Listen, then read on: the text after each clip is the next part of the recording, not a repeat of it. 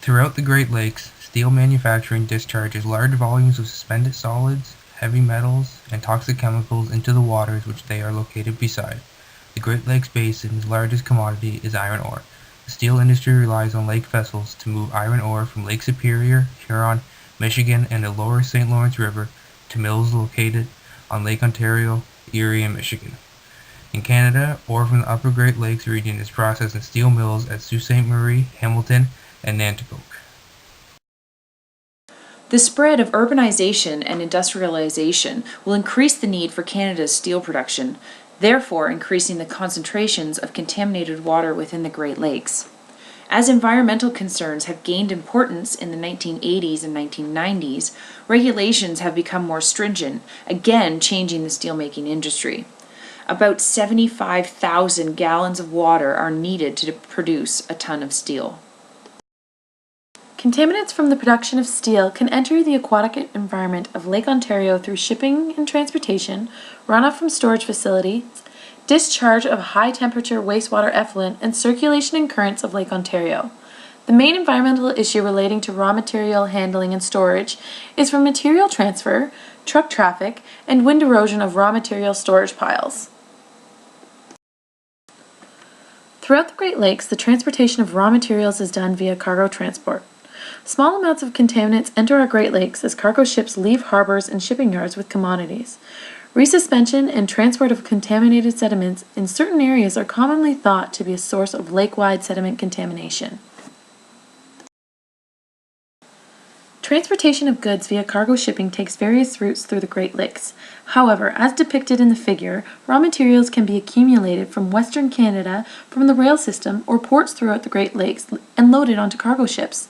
These ships travel from Lake Superior through Lake Huron, then through Lake Erie, which enters the Welland Canal. The Welland Canal then leads into Lake Ontario.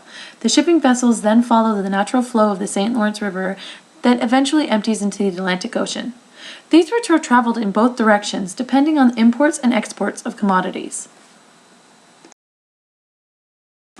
The Port of Hamilton ranks among the top 10 ports in Canada with 700 vessels arriving annually. The port is linked to two major Great Lakes shipping routes, the Welland Canal entrance sitting approximately 26 nautical miles from the Burlington Canal, and the St. Lawrence River approximately 151 nautical miles from the entrance into Hamilton Harbor. Vessels sitting in the Port of Hamilton carry cargoes ranging from raw materials such as coal and iron, which are used for the production of steel, salt and sand, grains and soybeans, liquid fertilizer, and jet fuel. This can lead to concern regarding water quality in Lake Ontario, as key industry holders of steel manufacturing is done within Hamilton Harbor.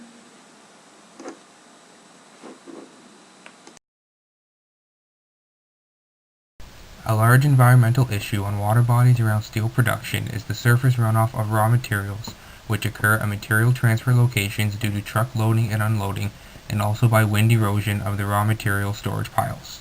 Surface runoff may also pose significant environmental problems, including contaminated sediments, which will be disturbed by the daily boat traffic.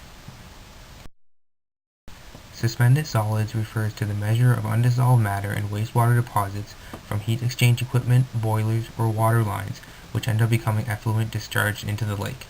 Suspended solids play an important role in the transport of nutrients and contaminants in aquatic ecosystems, and as such, they contribute significantly to the total nutrient and contaminant loads within Lake Ontario.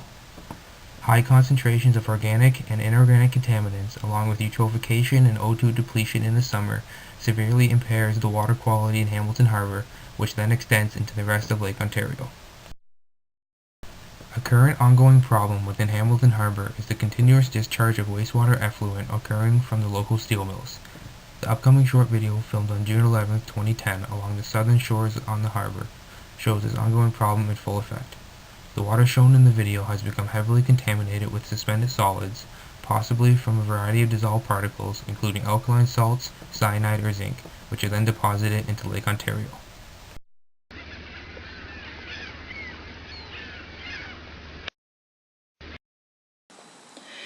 Formed in the last ice age, the Great Lakes interchange with one another and allow for continuous flow and movement of these water bodies.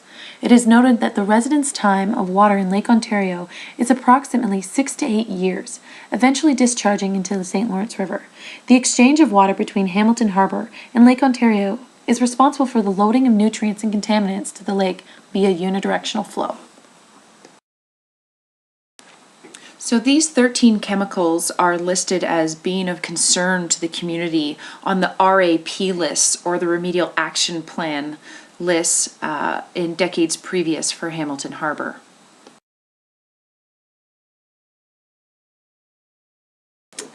Steelmaking process water may contain high levels of zinc and manganese, while discharges from cold rolling and coatings areas may contain zinc, cadmium, aluminum, copper, and chromium. These metals are naturally present in the aquatic environment. It's their presence at higher than usual concentrations that creates concern about potential effects on humans and the ecosystem. These concerns are increased by the fact that, unlike many organic pollutants, these heavy metals do not biodegrade to harmless end products and may become concentrated in the sediments and in the tissues of fish and other aquatic life. Further, by being combined with other contaminants, for example, ammonia, organic compounds, oils, cyanides, alkalis, solvents, and acids, their potential toxicity may be increased. Specifically, toxicological studies also proved that mercury, especially in the form of methylmercury, is very toxic to the human embryo and fetus. Methylmercury is produced when naturally occurring organisms in water transform mercury to methylmercury. This transition is particularly significant for humans who absorb methylmercury easily and are especially vulnerable to its effects. Methylmercury can impair motor skills, language, attention span, and memory in children. In adults, it can affect fertility, blood pressure, memory loss, tumors, and vision loss, and possibly cause heart disease and cancer. Most metals commonly affect the brain and kidneys. It is usually caused by chronic exposure, although acute high-dose exposure has effects such as weakness and headache. In Ontario, mercury from metal recovery, such as iron, steel, lead, and zinc, is the single largest environmental contamination source. From this source alone, approximately 6.8 metric tons of mercury pollute the environment each year. On a larger scale, Canada emits about 24 metric tons of mercury each year from metal production and recovery sectors. This source is, by far, the most important point source of anthropologic mercury emissions in Canada. In addition to the question of toxicity, the biological and chemical oxygen demand, BOD and COD, of oils and other organic compounds can decrease the oxygen content of the water, thus affecting the viability of aquatic life. Other pollutants, such as cyanide, copper, nickel, iron, chromium, and certain organic compounds, such as degreasing solvents, are also present in metal finishing wastewaters, which are highly toxic even at low concentration in water.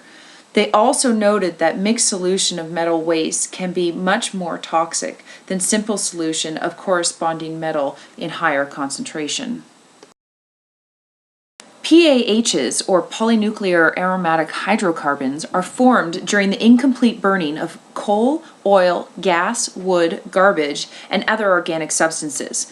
There are more than 100 different PAHs. In humans, they can cause tumors or cancer to areas in contact with them. They also cause birth defects, immune deficiencies, which affect skin, bodily fluids, and disease fighting, and can even break down red blood cells if inhaled in large amounts.